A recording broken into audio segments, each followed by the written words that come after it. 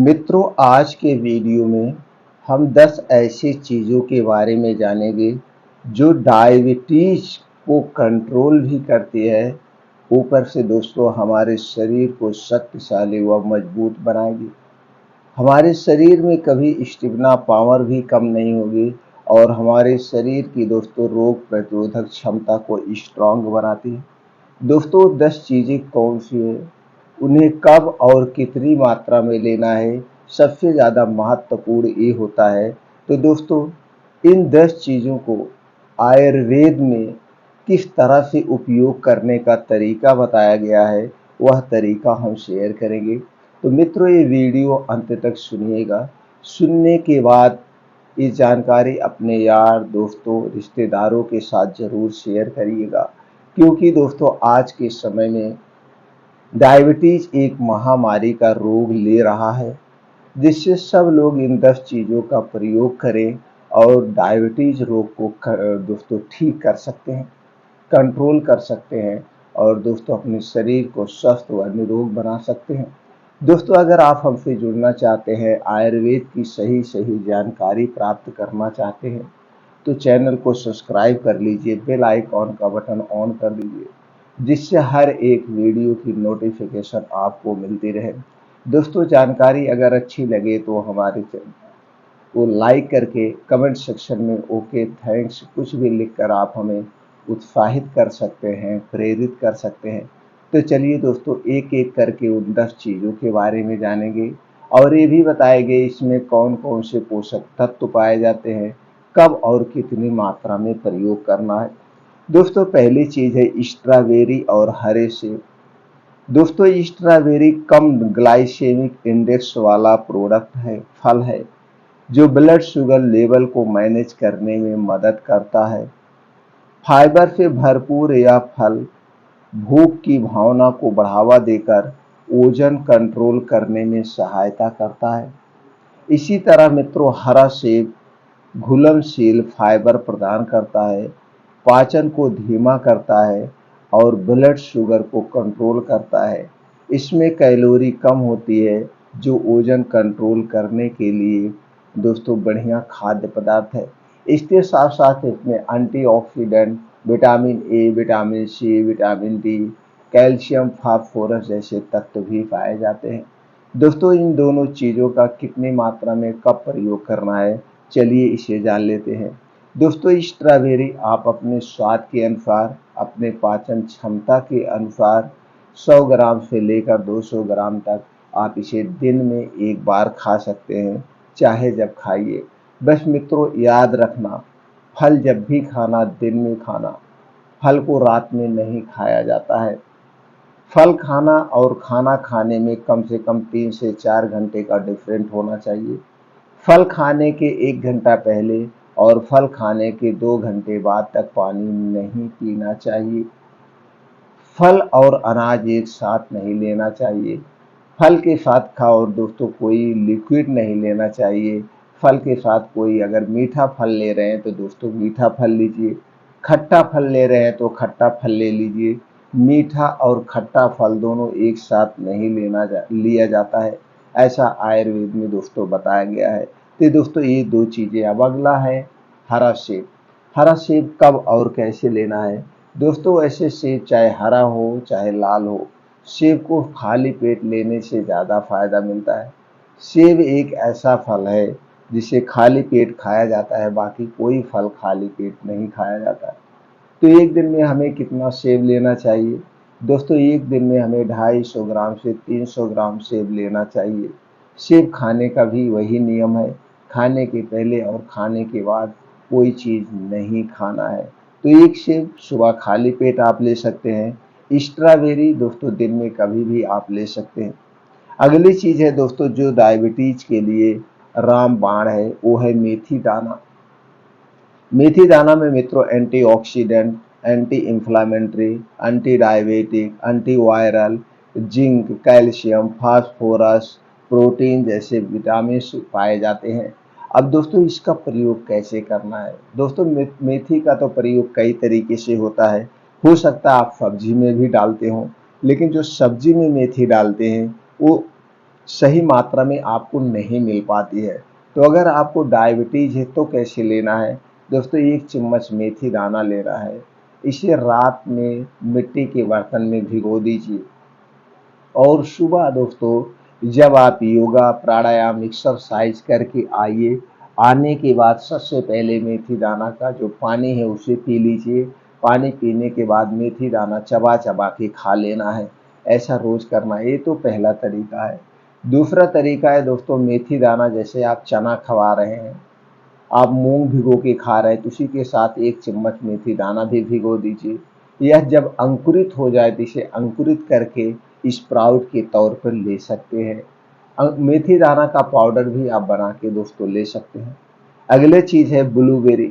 दोस्तों ब्लूबेरी में एंटीऑक्सीडेंट से भरपूर, ऑक्सीडेटिव स्ट्रेस को कम करके डायबिटीज के लिए फायदेमंद है। इसकी हाई फाइबर तत्व वजन कंट्रोल करने का काम करती है और शरीर को ताकत प्रदान करती है। इसके साथ साथ दोस्तों इसमें calcium, iron, phosphorus, vitamin A, vitamin B, vitamin D भी पाया जाता है। दोस्तों ब्लूबेरी एक दिन में कितना लेना चाहिए दोस्तों, 100 ग्राम से 200 ग्राम अपने कार्य क्षमता के अनुसार लेना चाहिए।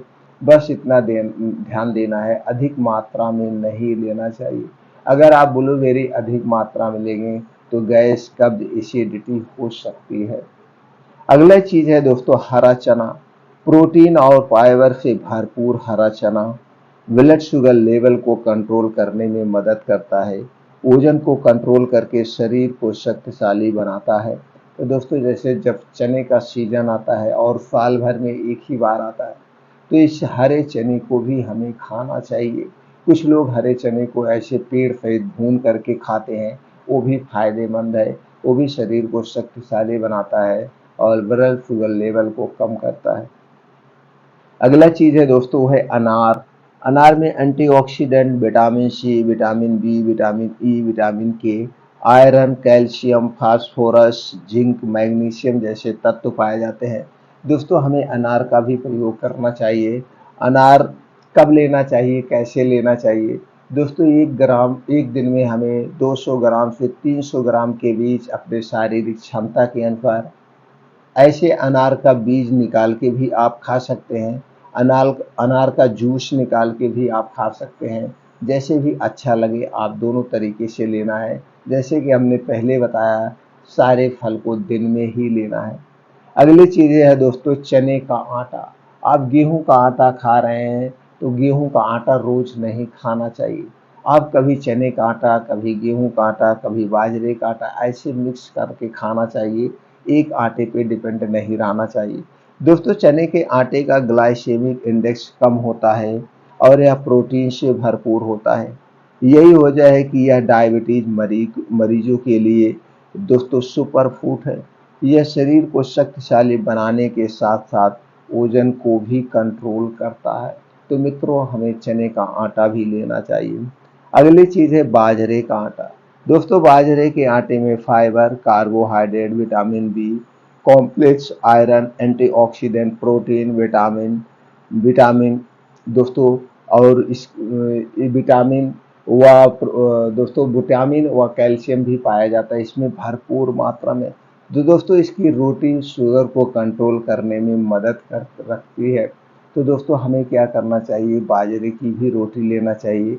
एक दिन में कितनी बाजरे की रोटी लेना चाहिए दोस्तों, 100 ग्राम से ज़्यादा बाजरे की रोटी नहीं लेना चाहिए।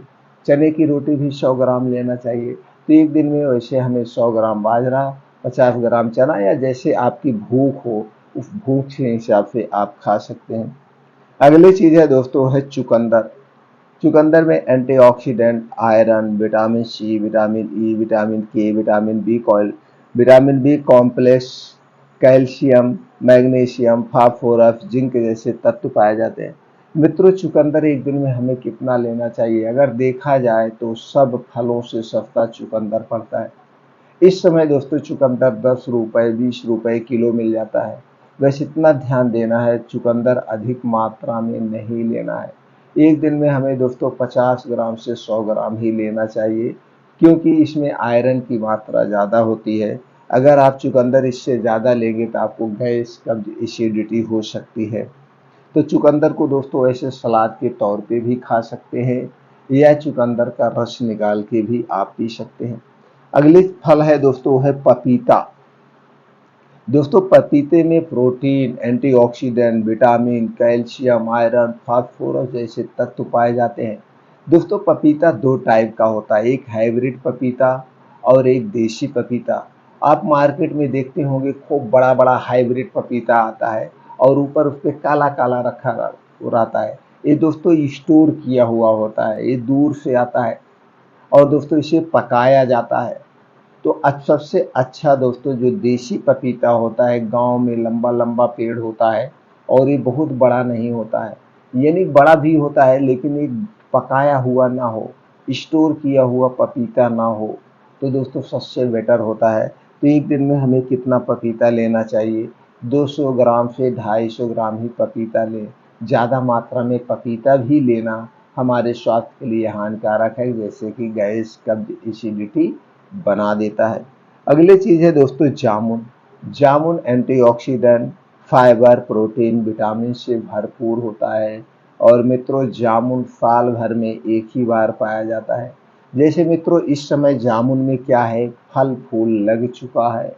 अब इसके बाद ये फल बड़ा होगा और जैसे ही बारिश होना शुरू होती है या फल गिरना शुरू हो जाता है। तो दोस्तों जब जामुन का समय है तो जामुन को खाने से चूकिएगा नहीं, हमें जामुन ज़रूर खाना चाहिए। दोस्तों इस समय आप जामुन खाइए और जब जामुन का सीज़न जाने वाला हो तो जो ये जामुन की गुठली है, इसका पाउडर बना के आप प्रयोग कर सकते हैं। जामुन की गुठली का पाउडर और जामुन दोनों ब्लड शुगर लेवल को कंट्रोल करती है, शरीर को शक्तिशाली बनाती है। तो दोस्तों हमें जामुन भी ज़रूर खाना चाहिए, लेकिन ये सारे फल, सारी चीज़ें हमें मौसम के हिसाब से खाना चाहिए, सीज़न के हिसाब से खाना चाहिए। क्योंकि दोस्तों ये जो हमारा शरीर है, शरीर में 3 दोष पाए जाते हैं, वात, पित्त और कफ। ये मौसम के हिसाब से घटते बढ़ते रहते हैं, तो दोस्तों आराम से डाइजेस्ट हो जाएगा। दोस्तों शुगर से अगर आपको बचना है तो दोस्तों अपने खान पान में बदलाव करिए, बाहर की चीज़ें कभी मत खाइए, घर का बना हुआ खाना खाइए, चीनी, मैदा, रिफाइन अवॉइड करिए और शरीर की एक्टिविटी बढ़ाने के लिए योगा, प्राणायाम, मेडिटेशन करिए। आप हमेशा सभी बीमारियों से दूर रहेंगे, स्वस्थ और निरोग रहेंगे।